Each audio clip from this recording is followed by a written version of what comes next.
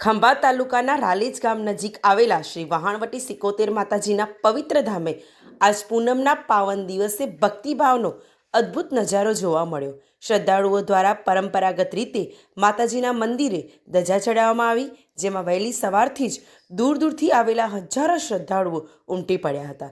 ધજા ચડાવવાની વિધિ દરમિયાન મંદિર પરિસરમાં માતાજીના જયકારોથી વાતાવરણ ગુંજી ઉઠ્યું. ભક્તોએ માતાજીના દર્શન કરી સુખ, સમૃદ્ધિ અને શાંતિ માટે પ્રાર્થના કરી. પૂનમના દિવસે યોજાયેલા આ ધાર્મિક પ્રસંગે સમગ્ર રાલેજ વિસ્તાર ભક્તિમય બની ગયો હતો.